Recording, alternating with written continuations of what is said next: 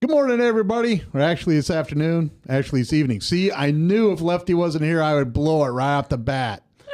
Anyway, here we are at Doc and Lefty on webcast1live.com. Man, I'm grateful for the weather. We have a jam-packed show today. I am excited. One, I don't have to talk to Lefty the entire show, and that's always a bonus, right? That's going to make a lot of my loyal listeners happy. The other bonus is I have two women in the studio. One of them's Phaedra Gay, and she has been here before as a guest host. She's a libertarian. And we also have Dr. Lee Hieb, who is running for governor on apparently the libertarian ticket, which includes the Republicans. I also am doing a little bit of non-paid sponsorship with my drink there. Sorry about that. So anyway, Phaedra, how have you been? I've been great, Doc. It's good to see you again after, what has it been, like a year since It's I been did about this? a year. Yeah. Yes, you bet. Sorry about that. So what have you been up to? Normal stuff. Working, not watching your show. Sorry about that. Oh, why are you watching the show? We even moved it just so you could tune in. I know it was actually more convenient at the earlier time. Sorry. Oh, now I don't know. We're going to have to take an audience vote. Is Phaedra just plain dumb, or she just want to remain ignorant? What's the vote? Are those really my only two choices? Yeah. Well, if you're not watching the show. Because I'm pretty sure it's not one of those. What if you're not watching the show? What am I supposed to do then? Sorry. Oh, my God. And then I have her guest host. That's incredible. Oh, man. So hey, you called me. I did call you. I'm sorry. I don't know. I thought you'd want to come on. I don't know. I'm happy to be here.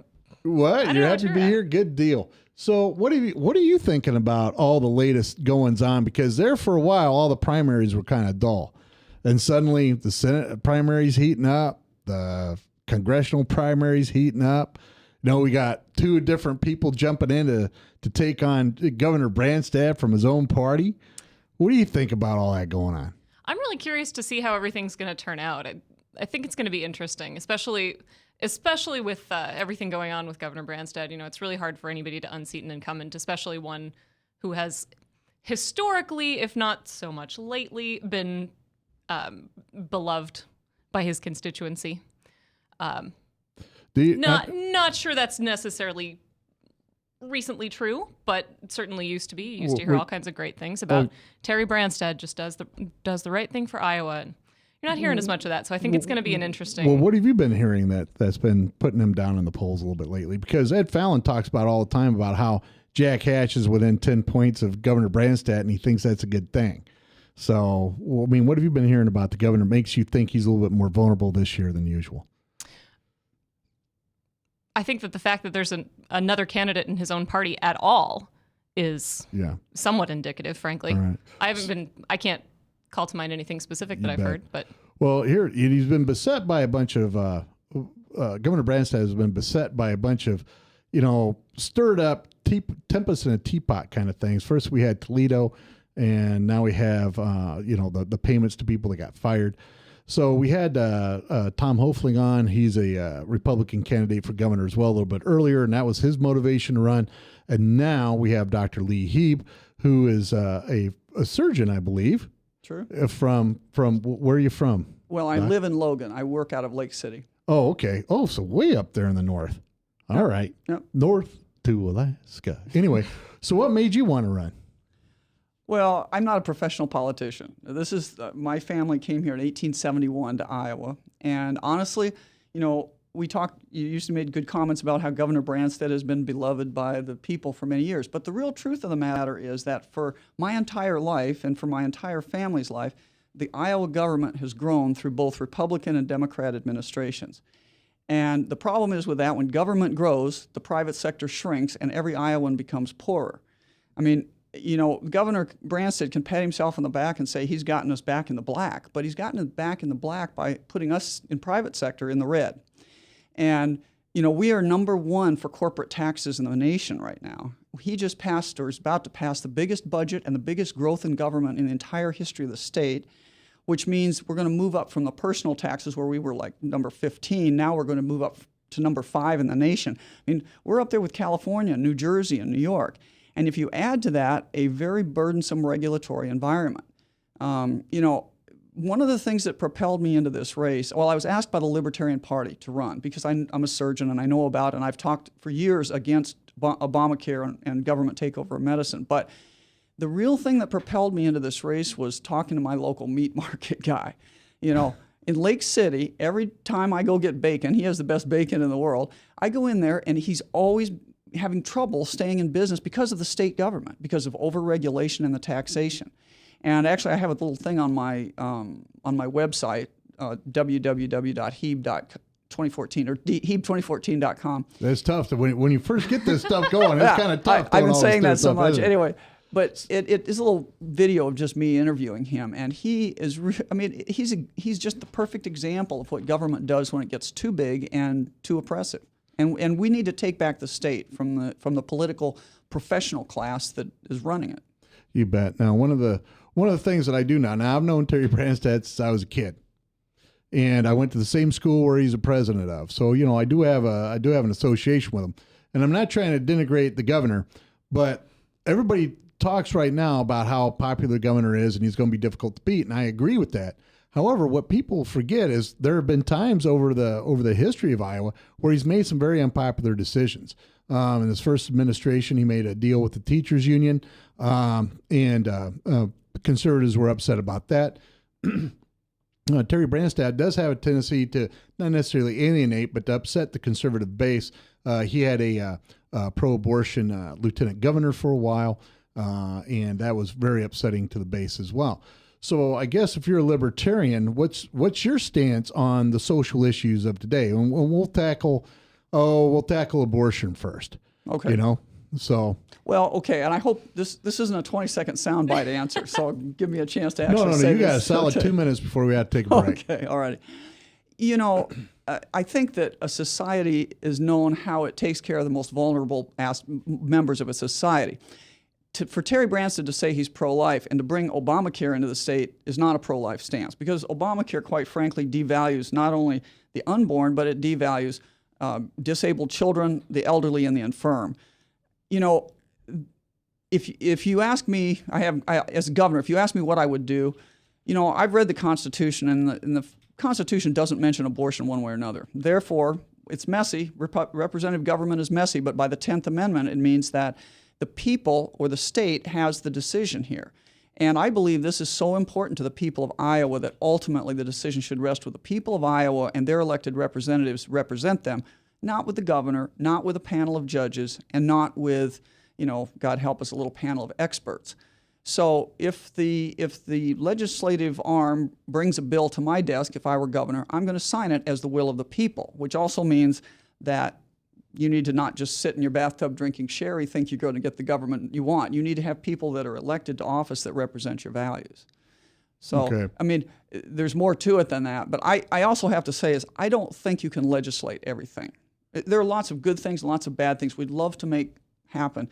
You know, you can't make things, we've never gotten rid of anything by legislating it away. And I would like us, if I look at Iowa, I think of all the great things in Iowa are due to the free will of free people. And generally the bad things are due to big government that's gotten in the way of us doing the right thing. All right. Well, that's a pretty straightforward answer. We're going to take a break right now. Wanted to thank everybody for tuning in to Doc and Lefty. I want to thank our special guest, Dr. Lee Hieb, who will give you the entire hour, and so hopefully she'll be with us after the break. Please tune in to our sponsors and watch that. You never know. Sometimes I make people so mad they get up and leave. Usually that's Lefty's job, though. I'm nice and polite. I don't know what's wrong with Lefty. You are nice and polite, Phaedra. You're so great. Thanks for showing up. And special guest host, Phaedra. You have to, she'll be talking a little bit this next segment. We'll be back right after the break. Listen to Doc and Lefty on webcast1live.com. Petrosh and Associates, how can I help you? Petrosh and Associates will provide you with a friendly, caring, and confidential place to find help for mental health concerns. We are ready for your call.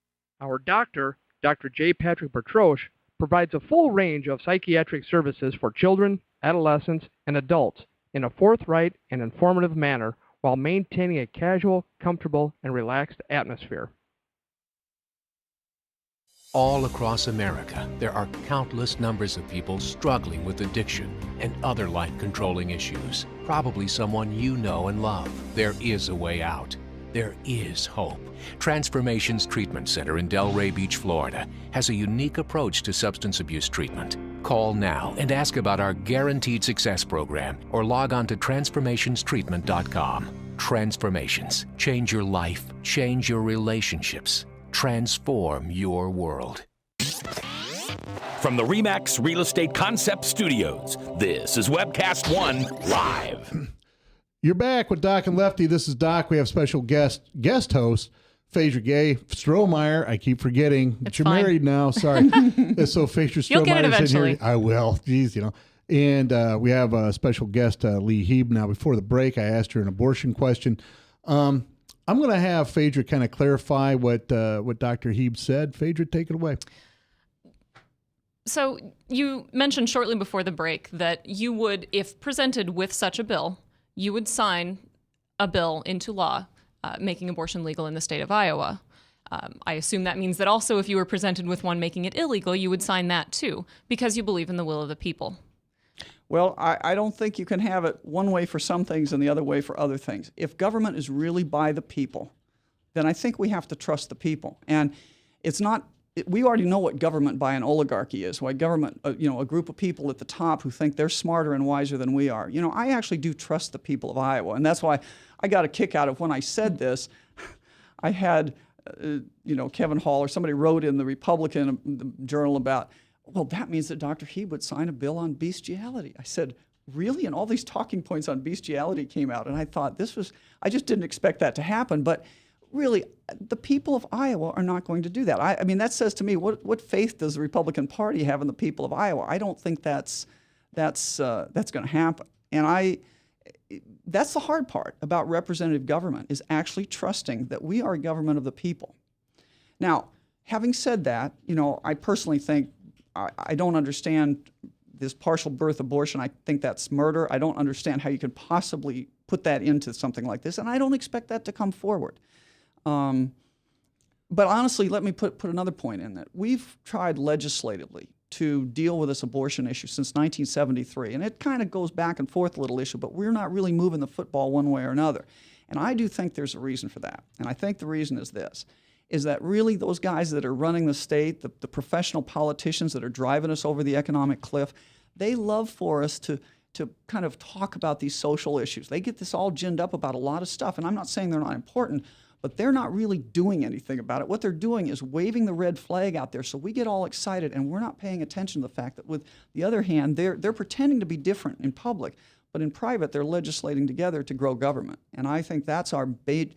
I think big government is the biggest evil we face. And you get government out of our lives. In the Soviet Union, the average woman had 7.2 abortions per person. That wasn't a free society. They didn't have choices. We need to be a free society where we give women choices, support. I grew up when we had extended families, we had extended communities, we had interconnected communities and churches and groups, and they helped each other. But what happens now? Because of big government, the fabric of society is kind of rotten. And what we do now is, you don't need an extended family. You don't need to know your neighbor. You don't need to really be connected with people, because you can just pick up a phone and call some social worker and get the help you need. That does not teach you ethical behavior, and it does not really help solve these issues. I think we get big government out. I believe free people can solve these issues. So then, to your mind, how do we get the small government by the people? Okay. Well, how do we get to that point? Because we're clearly not there. No, we're not. And let me just tell you that we can't keep going on like this. I mean, is this like a petri dish? If the growth of the bacteria fills the petri dish, there's not room for anything else. We cannot have government. We have 20% more government workers per capita in the state of Iowa than does California. That's a scary statistic, in my opinion. Well, I think, first of all, there's several bad things we just cannot accept. One of them is we cannot accept Common Core. And I was wondering when you were going to get to this. As we move alphabetically through the list of issues here, abortion, bestiality, Common Core. Yeah, right. And I don't see bestiality on. as really an issue in Iowa, quite frankly, in spite of that commercial about castrating hogs. I really think that we need to end Common Core for a lot of reasons. But it's just bad educationally. Before there's a perfect example of, Ronald Reagan's aphorism that if the problem is government, more government doesn't make it better. Before we had government intervention, we had no state board of education, we had no federal board of education, we had or departments of education, and we didn't have all this kind of strings and money floating around. Local communities took care of their education, and we were number one. We could afford, every little town could afford that big brick schoolhouse that is now sitting empty. And then we've got all these departments with all these standards they want to set for us. And the thing that offends me the most about Common Core is the implication is, well, if the government didn't set standards, somehow you parents wouldn't want to set standards for your children. Oh, that's completely false. I mean, my two boys know that my standards for them were a lot higher than anything they got at the school. And if you look at what the Common Core questions and standards are, it's really pathetic. I mean, it's going to dumb our kids down. In fact, it would be here's a great moment for Iowa. Here's how Iowa could be the very best in the nation, because you know what's going to happen. Common Core is morphing into all this. People that say that they're for local control, but then they get rid of Common Core. The governor unsigns Common Core, but he lets it become Indiana Core or Florida Core and now Iowa Core. Well, and on my website, I actually have the letter posted from Governor Branstad where he asked Common Core into the state, by the way. But anyway, I saw that. Yeah. So the point being is that you've got to do more than just say, I'm not for Common Core. You've got to also get rid of this idea that somebody extrinsic to the school district sets standards. Once we do that, I think we've really turned back local control. So that's number one. Common Core's got to go. Okay. Number two is we simply cannot afford Obamacare. Obamacare is going to massively increase the damage to small business, but it also massively increases the cost of taking care of the poor. Here's how it used to work. And I just found this out recently when my son's insurance went up 400%. He's a young guy. He's 25 years old. You'll appreciate this, being a physician, that in spite of me complaining about all sorts of things, he went into medical school. But he doesn't smoke, he's healthy, he doesn't have any medical problems. His insurance went up from $47 a month, $47 a month, which I thought was reasonable, to $167 a month. That's almost a 400% increase. Now, that's basically just happened because of the onset of Obamacare or state exchanges. Now, we didn't have to bring on the state exchanges. If you don't bring on the state exchanges, I wrote to the governor, I know that letter got into his hands. The damages to small business goes down. The penalties to small business go down if you don't have the state exchanges. So I don't know why we did it, but what it's going to do is it's going to cost us, we simply cannot afford it. We might be in the black today, we're not going to be in the black tomorrow.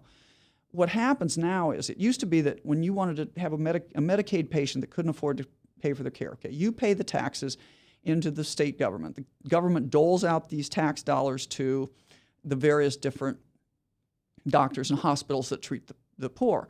And it wasn't enough to cover the cost of care, but it was kind of shared charity. I'm not saying it was the best system, but that was the system.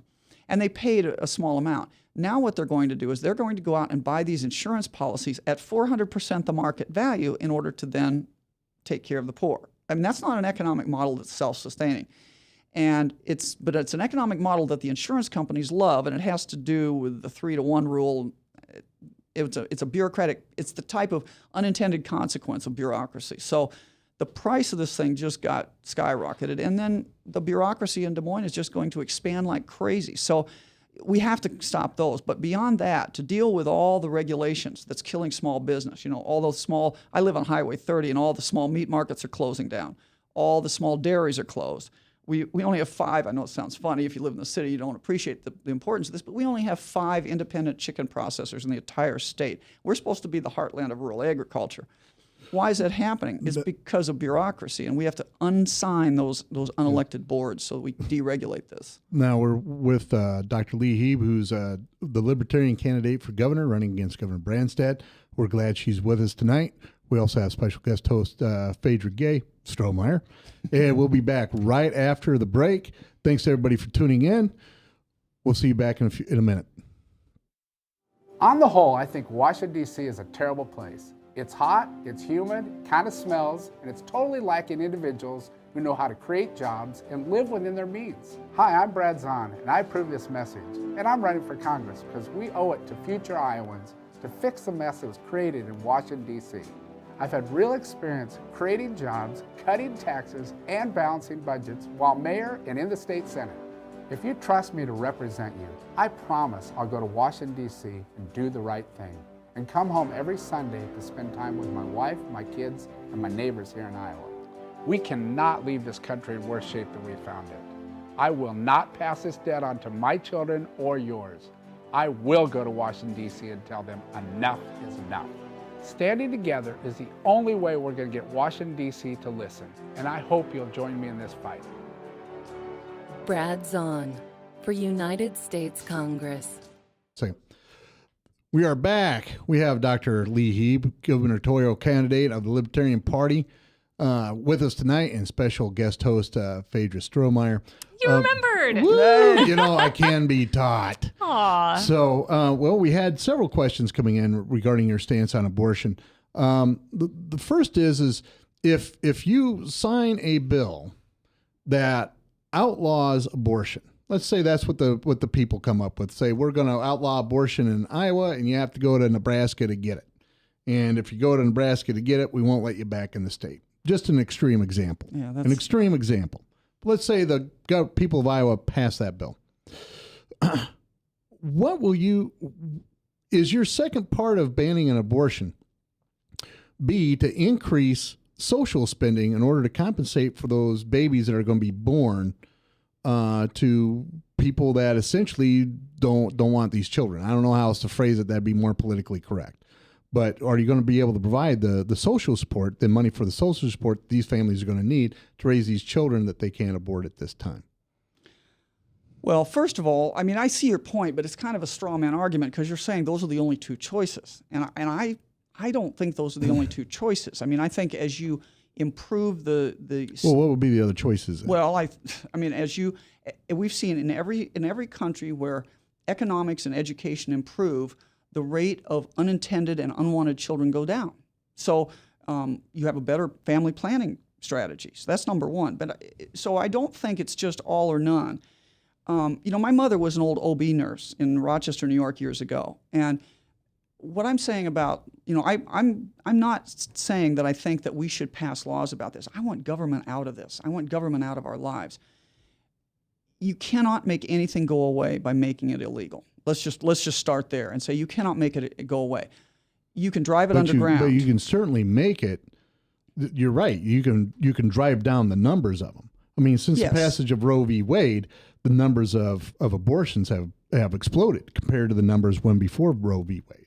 So that's one aspect. And I guess the second aspect is, I understand as people become more educated and we become wealthier, then, rates of unwanted pregnancies go down. The problem is we're the wealthiest country on the planet by a large margin. And we are, as far as doctorate degrees go, we are one of the most educated countries in the world. So at what point do you say, well, all right, we're wealthy enough and we're educated enough, how come the rates of abortion haven't fallen? And that's the issue. So if you're going to ban abortion, are you then going to provide the social security network that you're going social and then a space security, not social security, social space security network that these families are going to require to raise these children that are not going to be banned by or that are not going to be aborted? Well, this is a really tough question because there are a lot of legal issues that come down to this. When you talk about, when life begins, one of the issues is if you're going to legally adjudicate things thinking that life begins at conception, there's a lot of incredibly difficult legal things that fall out about that. And there's a lot of legal things and a lot of problems that fall out about banning abortion. I agree with you on that. Certainly, I think you need to have support structures, but my point is that we used to have those support structures. We used to have a lower rate of abortion, and we used to have good support structures when we had intact families. Why don't we need to be looking at why we don't have intact families today. And one of the reasons is it's easy to not have an intact family because you depend on mother government. And that's a problem. And so this isn't a single factor that you solve. And I would say that it's not just about economics. It's about restoring the fabric of society. And there are social things you have to do. I think personally, I think that private people do a much better job at charity than government ever does. And I think there are lots of agencies right now that can be employed to take care of things like this. But the specifics of that, I hope we don't get into this problem, because I would like to see us deal with the social issues socially. All right. So now I'm going to play a flip side of this, which is Lefty's job. Now, Sorry, I'm falling down on the job. no. I mean, you didn't see the questions. I saw the questions. I thought that was Lefty's question. No. That's actually a question I ask all the candidates. If you are willing to sign an abortion bill, and let's say the people of Iowa come to you and say, we do want late-term abortions, you're willing to sign that bill as well? Well, I don't really think that's going to happen. I'm from Iowa, too. It's a yes or no question. Are you going to sign that bill and trust the will of the Iowans? I'm going to trust in the will of the Iowans, but I'm going to trust them not to bring that bill forward. All right. So if they do bring that bill forward, it is government. That's what I'm saying. Government is messy, and that's why New York votes for things that we wouldn't vote for. But I don't live in New York, and I trust that Iowans are left to think about these things will do the right thing. Right. So basically, about your stance is a typically libertarian stance, which is the less government is intrusive, the better off it's going to be. Absolutely. All right, and then we get to the C one. What C were you guys talking about at the break? I forgot. Oh. Right. Sorry, go ahead, Phaedra. I've forgotten too. I kind of forgot about that too, actually. It's a smooth show today. That's what happens when Lefty's gone. Don't ever let him leave again. Yeah. So we're talking here about abortion a lot, and whether you would sign things that are for or against abortion, not things that are pro-life or pro-choice. How do you feel about the term pro-life, pro-choice, either of those being used to define what is really just do I support this particular action or not? I don't think it makes it like a light switch, and it's not. This is not even for people in the pro-life movement. I've found, speaking to people that are very connected with this, that there's differences of opinions among that group of people, and I'm speaking the organized pro-life movement. I'm not talking about everybody that's pro-life, but for example, and this is the example I give, and I'm not an obstetrician. Thankfully, I don't have to deal with these things very much. I'm an orthopedic surgeon. We're pretty concrete. We use hammers and things. But the real issue here is, I took a Hippocratic oath to support life. I don't think it's the role of doctors to kill people. End of story. And I think and let me just be very clear about this. The reason that for the most of my professional career, I've been the president of the Association of American Physicians and Surgeons, and we are the voice of private practice because we think government medicine is frankly unethical. And if you look at every government that's taken over medicine, it ends in a culture of death, as I said earlier, where not only the unborn, but other people, the elderly, the infirm, disabled children are devalued. And you can see that if anybody wants to look at it, just look at the facts in the Netherlands. It's quite shocking about the Netherlands. I could tell that story. Well, it's in the interest of a large government to have the fittest population available. Right. Death is the cheapest to not alternative. have to support all of those others. So I'm kind of with you there that large government does tend to want that. Right. And it also, it's a terrible thing that it actually fractionates society because my friend is Canadian, and the problem is young people resent the older people getting care. But the reality of medicine is if you're 25 years old, you generally don't need much care, and if you're 85, you do. And that's just the way the distribution of the funds are. But that's not what you see with government medicine. So having said that, I believe in the Hippocratic Oath. I believe in life. Now, all right. Now we're going to take a quick break. We're with special guest host Phaedra Strohmeyer. Thank you for sitting in for Lefty. You're doing a fantastic job. Thanks. We also have special guest Dr. Lee Hieb. She's a surgeon from Logan, Iowa. Is that correct? Correct. And she's running up against on the Libertarian ticket against Terry Branstad. And I'm going to tell you, anybody who's going to take on Terry really has got a lot of chutzpah. So anybody that's out there running for a statewide office, well, they have my respect. We want to mention real quick Des Moines Anesthesia, PC. They do a lot of good work. They have offices here in Des Moines and in Fort Dodge. They do a lot of pain management. If you want, you give them a call, 263-5316. When you look them up on Google, make sure you put Des Moines Anesthesia, P.C. And that way you'll get the right one, because otherwise you'll get people from California, and you don't want those people from California doing your gas. I mean, that's a long tube to run. Okay. So we're going to be back right after this break. Thanks, everybody, for tuning in. I want to thank all of our sponsors, including Lubinas Law Firm, Bertrosian Associates, Brad Zahn for Congress, and there's somebody else on, Halo Capital. Want to thank all those people. We'll be back right after the break. From the RE/MAX Real Estate Concept Studios, this is Webcast One Live. Get away from us, you neat old credit card. We don't have any more money. We're in trouble now. Save us! Help! Somebody save us! Somebody help! Help! Save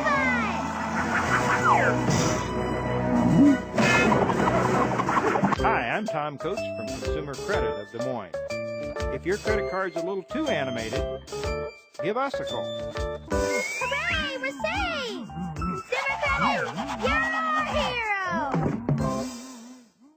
If Tom Coates from Consumer Credit of America was your personal webmaster, Tom would filter out all bad debt emails. If Tom was your mailman, you'd never get any debt reduction junk mail. If Tom Coates was a lineman, he'd block any phone calls offering to reduce your credit card debt. Hi, I'm Tom Coates with Consumer Credit of America, and we're still your best choice for credit counseling. We're local, we're accountable, and we can do more. You make the call when the time's right for you. When it comes to competition, there really is none for Consumer Credit of America. All right, we're back with special guest host Phaedra Strohmeyer and special guest Dr. Lee Hieb. We've covered the abortion pretty good. The issue, I mean, just about 6 ways from Sunday. We've covered Common Core. I guess the next topic really is the perceived corruption in the Branstad organization. What's your opinion about this? I mean, I've given my opinion before but Doctor, what's your opinion about what's going on in the Branstad administration in the last 9 months?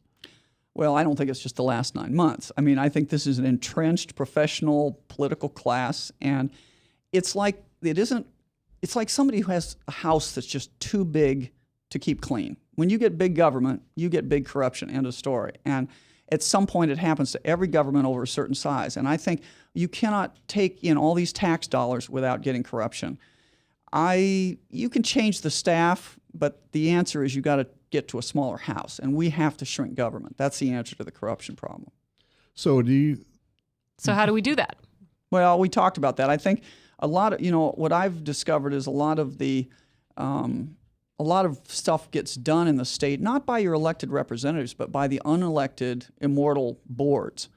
And they need to be unsigned. They need to be shuttled off to somewhere, and we need to get rid of some of these boards because, anybody in government that's worried about losing their job if it were a Hieb administration, what I would point out is for every job in government, we lose 2 in the private sector. So vice versa, you take away the government job, you're going to start growing government. I mean, we should be look at South, I'm going to segue a little bit, look at South Dakota. I mean, our biggest export to South Dakota right now is jobs and businesses, and that's because they have no state income tax and they have a low regulatory environment. We could be a booming, economically exciting state with just a few changes, but we have to get rid of, having all these government people, corrupt or not, and I think you cannot have a ton of government people without some corruption, and not per se because of the people, but because of the system. It's like businesses are like a 10K runner carrying a 150-pound man on his back. What happens when you get that guy off is you run fast. And when business can get rid of all this regulatory overlay, it can really boom. And I think it's not just the corruption. The corruption is just a matter of size. It's the size of the government. All right. So what do you think about Governor Branstad's deals to bring in Facebook and Microsoft? And apparently there's another Microsoft deal that just happened within the last week, I believe. There's another Facebook one too, I believe. Yes, there's a a second. Well, you're probably I didn't know that one. Yeah, I think they're getting plans to either expand their existing data center or maybe build a new one on the same campus. Okay. And my understanding, these are the ones that are done with tax incentives. Yes. Yes. Okay. Well, tax incentive really needs. Let's call it what this really is. This is theft and bribery. We're stealing from small businesses. You're a small business, I take it. I mean, I'm a small business, or I used to be a small business. Farmers. We're stealing from the small guys, and we're giving to these big guys in the form of bribes. Come to the state, we give you a tax incentive. Well, as long as we have these huge budgets, those tax incentives just mean somebody else has to pay for those huge budgets, and that's the small businesses that don't rate tax incentives. I mean, I don't rate a tax incentive. So then how do you argue against, for instance, the jobs that are brought into our state by, say, bribing these large companies, Facebook, Microsoft, to come to a flyover state and build data centers and build their headquarters here? I mean, we're the insurance capital of the world, or at we least used to have small towns. We used to have small towns filled with small jobs. We used to have small businesses, and Main Street was booming. And now what do we have? We have those jobs are going away. This is not and I don't know the exact proportions, but you can just see it if you drive down the highways. You go to small towns, they've lost their small businesses. And it's because the regulatory burden and the tax burden disproportionately taxes small business. So small businessmen are in trouble in order to bring in these big guys. Ultimately, if you want one food processor, if you want, one, potato chip maker, you want one person to do, one huge ice cream conglomerate, that's what you're getting with this kind of policy. If you want a variety and you want small businesses to have, I want an equal playing field. It's not the role of government to pick winners and losers. The role of government is to make sure that your individual liberties are secure and then get out of the way. That's you talk about the great right-wing conspiracy, the great libertarian conspiracy. This is a joke, but it's true, is to take over government, shrink government, and then let you live your life. So to go back a little bit to what you said about the small businesses, the small farms, the small towns, we used to have that. That's true. But we also didn't used to have a lot of things that we do now. We have the technology. We have a global economy that we simply didn't have, 15, 20, 30, 50 years ago. We have that now. Is there still the same market for a small town, a small business, a small farm? Or have we gotten so globalized that we need the large things too? Well, if I had my choice, I would choose the tasty bacon in my local meat market, for example. I'm offended every day that and I'm not a big fan of raw milk. I confess I really don't like the taste as well as I like the big milk, but really, doesn't it offend people that from the time you get up in the morning till you go to bed at night, you're regulated to death, and they've regulated away the small dairies. So you don't have an option to buy raw milk. You don't have an option of different types of cream and things. It's all the one big business. But doesn't the FDA keep us safe? I mean, that's what they're there for, and we do have one of the safest food supplies in the U.S. Isn't that the role of the FDA, is to regulate things so that we're safer? Well, there's nothing you cannot legislate on the basis of safety. I mean, if you use that argument, you can just be regulated to death. Well, actually, that is the argument that we're being used to regulate to death. I mean, I have a whole lecture on the FDA. I mean, if you want to know why your drugs are so expensive, I'm talking legal drugs. I'm telling you. Listeners of this show and that go to my blog, Dr. Lee Hieb, right here. I don't even know her. We don't even talk about it. That is the reason it's so expensive. Absolutely. I've said it over and over. Sorry to interrupt, Doctor. Go ahead. No, well, but you're talking about safety. This is a little bit off food, but it also doesn't make it, the argument is made for drugs. Oh, we have to have the FDA to make sure our drugs are safer. Really? Every time the FDA says we finally passed it takes 15 years to get a drug through market, and I've been involved in these. Every year they say, we just saved 40,000 lives this year by passing X and Y, Z drug. Just remember that they killed 40,000 people every year waiting for that drug, which could have been with equal quality passed in probably a couple years. But they just put you through incredible paperwork wickets that doesn't add value or safety. It just adds cost and time. And lots of good drugs don't get to market. Because of those reasons. Oh, that's right. Yeah. No, we're with special guest Dr. Lee Hieb, who is taking on Governor Branstad. You're running on the Republican ticket on the Libertarian one. I'm a Libertarian ticket. Ticket. We are a different party. I was shocked when you said that, but I'm a recovering. Take it back and I apologize. I'm a recovering Republican. Republican. Oh my goodness. And special guest host Phaedra Strohmeyer. We'll be back right after the break. Well, there's a Freudian slip if I ever heard one. We'll be back right after the break. Thanks everybody for tuning in. You're listening to Doc and Lefty on webcast1live.com every Tuesday from 6:30 to 7:30 p.m. Petrosh and Associates will provide you with a friendly, caring, and confidential place to find help for mental health concerns. We are ready for your call. We are proud to work with military personnel and their families. Our doctor, Dr. J. Patrick Bertroche, provides a full range of psychiatric services for children, adolescents, and adults in a forthright and informative manner while maintaining a casual, comfortable, and relaxed atmosphere. Our licensed mental health therapists provide individual counseling to children, adolescents, and adults, including couples and marital counseling. Visit our website at bertrocheandassociates.com for more information or call 515-334-9484. Our offices are located at 5525 Meredith Drive in Des Moines, just east of Skate North off Merle Hay Road. Isn't it time to talk to someone? Take care of yourself and your family. Contact Bertroche and Associates. Thanks, everybody, for tuning back in. We have a special guest, Dr. Lee Hieb, who is a surgeon running on the Libertarian ticket. That's even more ballsy, for lack of a better term, than regular. I'm sure. Am I going to get in trouble, Frank? All right, good. I just needed to check that, And special guest host Phaedra Strohmeyer.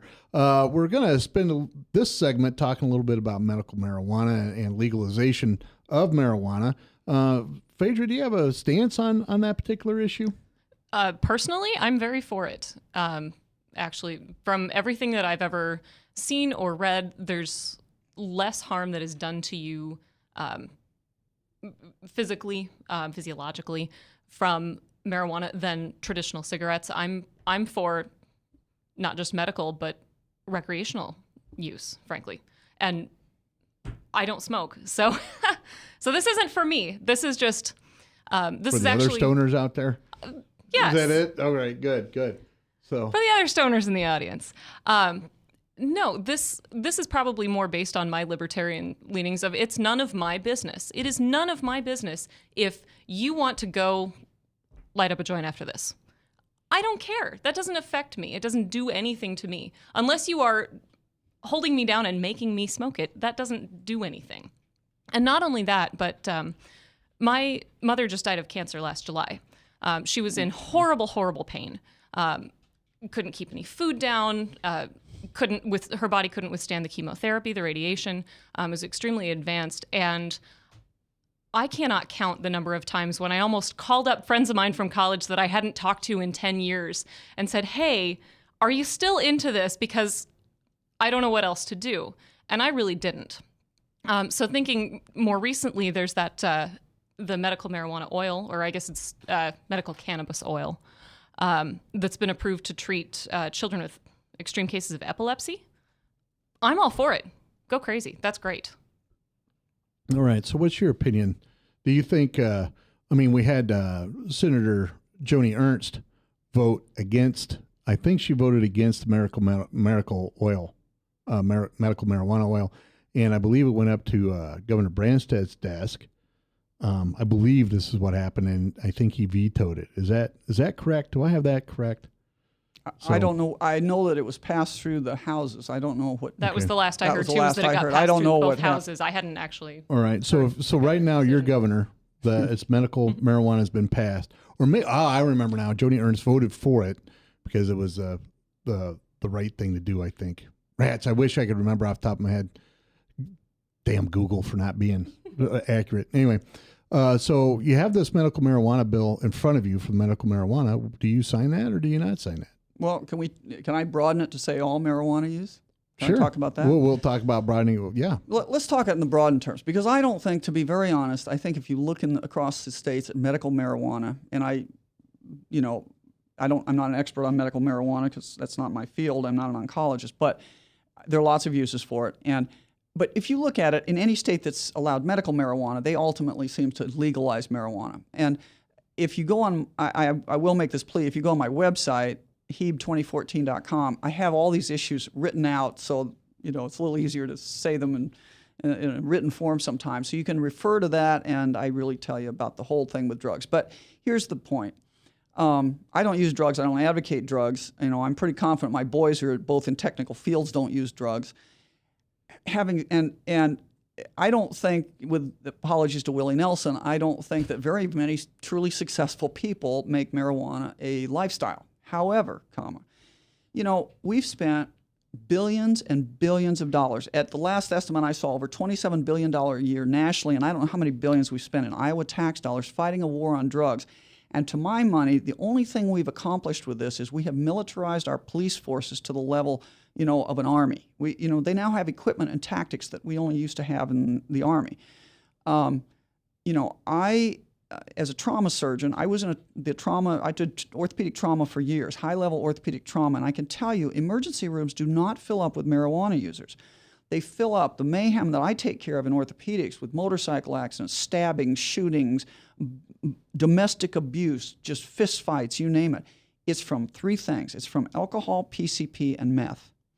The marijuana guys are home eating Cheetos and watching the movie, I presume. It's just not, that's not the problem. And the second thing to say is the federal government cannot keep drugs out of the federal penitentiaries. Our local police can't keep it out of our schools, Catholic, religious. I know my son's Catholic school had drugs. The public schools have drugs. That's not how we keep drugs away from people. That's through social pressure and integrated communities.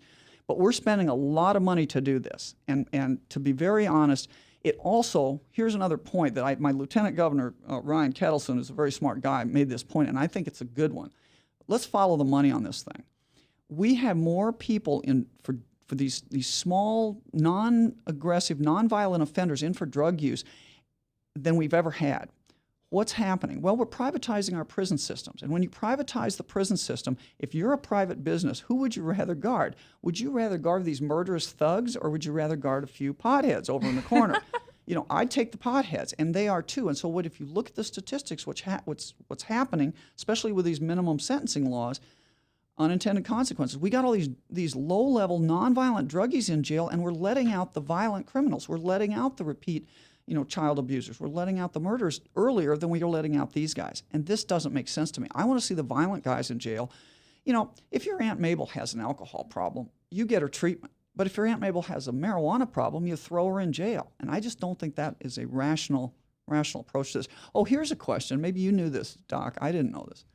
Do you know that we have a drug stamp for illegal drugs? Yes. A tax stamp? I mean, yes. What theater of absurd is this? I can just picture some guy going into the Department of whatever, I guess, and asking for the illegal drug stamp, and buying an illegal drug stamp so that he doesn't pay as much of a fine when he gets popped with his illegal drugs. I just think this is an incredibly absurd idea. What's funny is having worked occasionally in the not necessarily prison system, but in the correctional system, I've ran into several people in my practice that routinely go down and get a drug stamp, and they get it, they put it on their stuff, they sell it to other people, they hope the cops don't pull them over or bug them.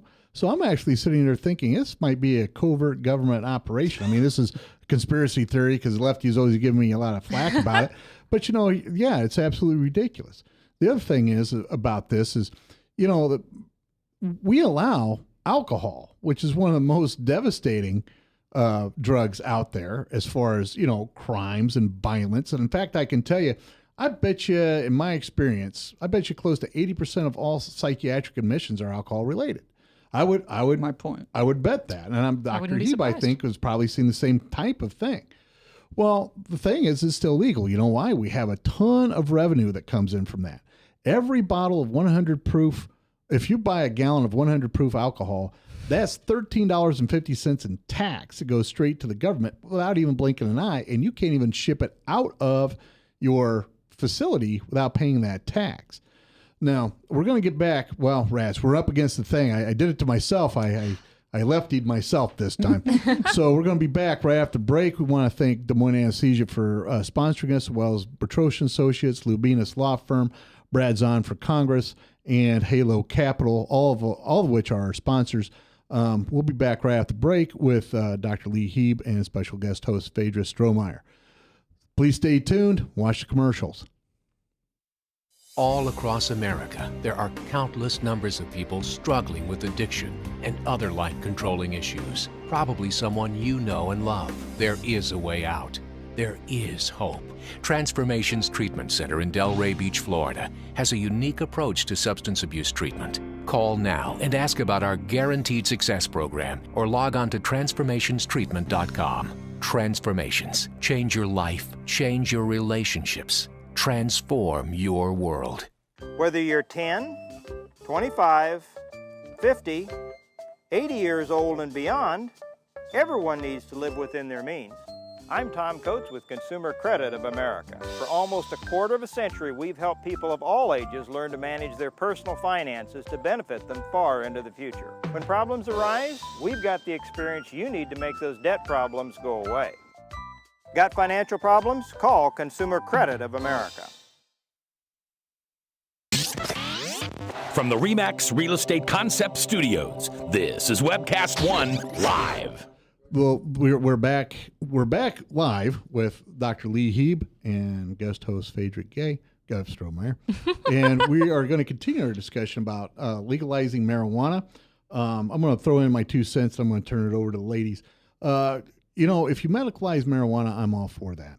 Now, I'm a big fan of the Iron Lady Margaret Thatcher, and when she took over, she did a lot of great things for Britain. She brought a lot of things back under control, spending under control, returned them to the world stage, remained a power that was financially solvent and stable. The one thing she did that didn't work out so great is she made criminals out of drug users. And she got rid of the medical drug use program that they had. And their crime rates skyrocketed. I mean, within a year. Within a year after that bill, crime rates skyrocketed. People rioting in the street. You know, she gets out of power. They reverse that decision, and within a year, suddenly the crime rates plummet. So there is an advantage to medicalizing drugs of abuse. And I do believe that it should be regulated like alcohol, heavily taxed, and and they run down bootleggers. I mean, we had a song about it by Robert Mitchum, all right, and an entire movie, several movies about bootleggers. And in fact, there's a reality show now. So if we start taxing this and then criminalizing the behavior, you know, if you're driving stoned, it's like driving drunk. If you're driving on methadone, it's like you're driving drunk, and you face the same penalties. That's what we need to have. It doesn't make any sense to have addicts in jail or murderers on the street, just like Dr. Hieb said in the last session. Now I'm going to turn it over. To Phaedra. What's your opinion on legalizing marijuana? And do you think we ought to criminalize people that smoke and drive, or smoke and go out in public and act goofy? Well, as I stated before, I'm for it personally, but I would agree with you 100% that you need to criminalize those kinds of behavior, because at that point you are infringing on the rights of others. You are infringing on my continued right to exist and not be hit by your car if you're driving around stoned, just as if you are driving around drunk. That said, any of the people that I have ever met who have used marijuana recreationally or medically have never been the type to get into their car when they're stoned. So I feel like that would be less of a problem than it seems to come up in conversation. But even so, yes, of course, that if that's going to be criminal behavior for one sort of mind-altering substance, alcohol, then anything else that we might also choose to allow people to use in their free time should be the same. Absolutely. Now, what's been your experience with medical marijuana? Well, like I say, I don't see medical marijuana. What I see is the results of drug use in people that get beat up. I mean, that's what I do for a living. And that tends not to be marijuana. But your point about crime, I think, is a really good one. 75% of the drug lords' money comes from marijuana. And look what happened. When we outlawed alcohol, we got the mob, because suddenly the price of alcohol allowed organized crime to be successful. When we outlawed drugs, especially marijuana, what have we gotten? We've gotten the Cali cartel and the MS-13 guys shooting each other and us in the streets. I say let's kick the legs out from under them, take out that 75% of their revenue, tax it, control it, make it legal, and get on with our life, and not worry, and stop militarizing our police force, and stop wasting a bunch of tax dollars. I just think it's a practical approach. And so far, I've been watching Colorado, and I so far have not heard that they've had some uptick in crime and damage. We hear the rare story about a child or somebody that gets into a marijuana stash. Do we not really think that's happening now when it's illegal? or children getting into an alcohol stash. That happens all the time. When I was in a family practice sitting in the ER, everyone, I mean, it's not like it happened every weekend, but it happened. I bet you 4 or 5 times in, a 6-month period of time, you'd have some kid come in with alcohol poisoning. One of the things I hear people say is, well, but we can test for we can test for alcohol in driving, but we can't test for marijuana. And that's not really true. And in fact, I honestly think for workplace and for safety, it's easier to test for marijuana. I was in the Navy for 10 years, and trust me, people stopped using marijuana because you can test for it for 30 days.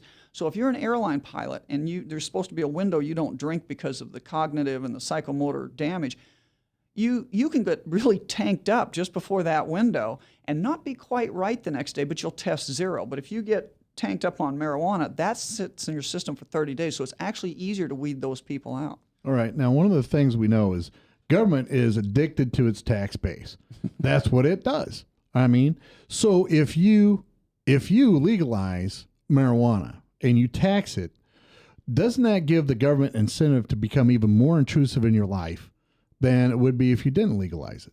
Actually, user taxes are the one fairly moral tax that I don't have a huge problem with. I mean, if you're going to tax, like toll roads, if you're driving on the road, you pay the toll, it goes directly to the road. That's a moral thing. I really object to the income tax. And Thomas Jefferson said it's, to force someone to pay with his taxes for things he finds unethical, that's tyranny. And I'm paraphrasing that a little bit, but that's the problem with so I'd like to see the income tax go away and tax this. I mean, I'm not saying this will make up for the income tax, but there are other ways to do that. We have to, here's the thing about taxes. You can tax yourself into oblivion. They always grow government faster. We have to make the decision to shrink government ahead of taxes. You bet. Now, Phaedra, you had a couple of follow-up questions? Well, since we're getting close to the end of the show here, I wanted to ask you, as the Libertarian Party candidate for governor of Iowa, why would you choose to run a race that it could easily be argued you will not win?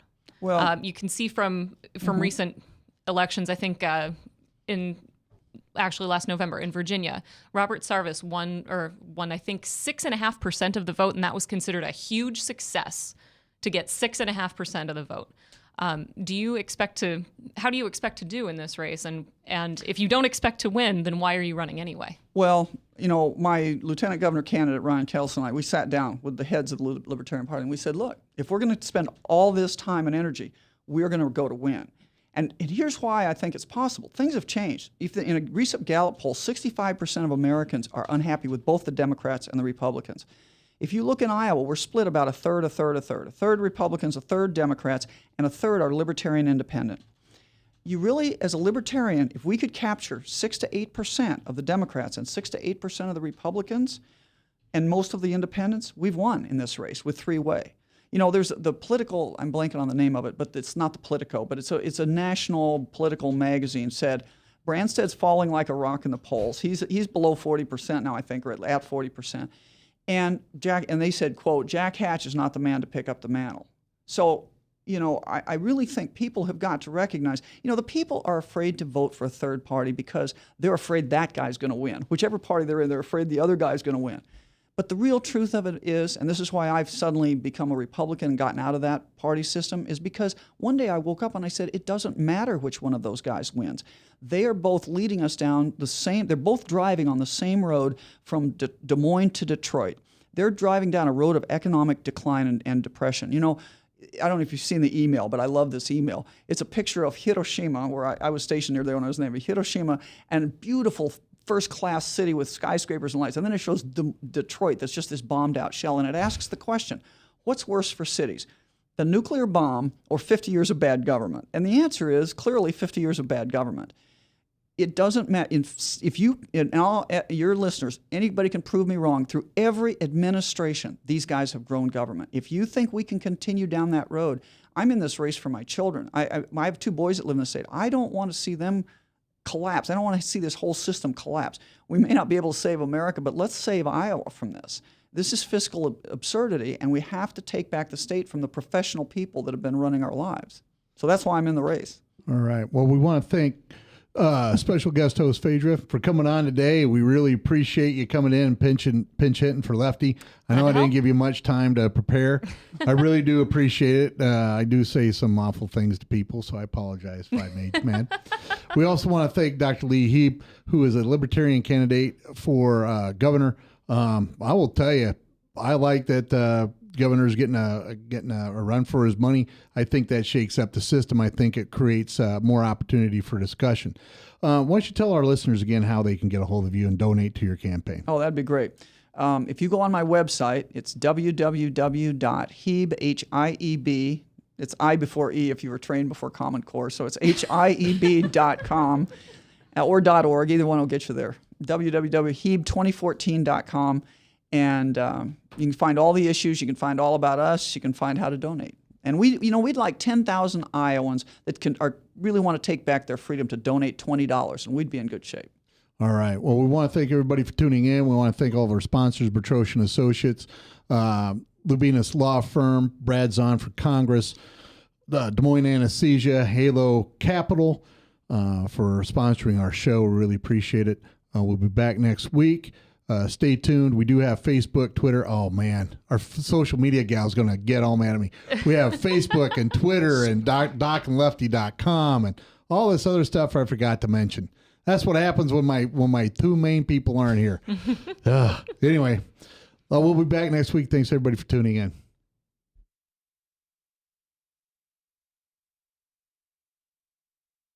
Hi, I'm Representative Tom Shaw, and I love these guys. Both of them. Love these guys. Get over here. Get over here. Love both of them.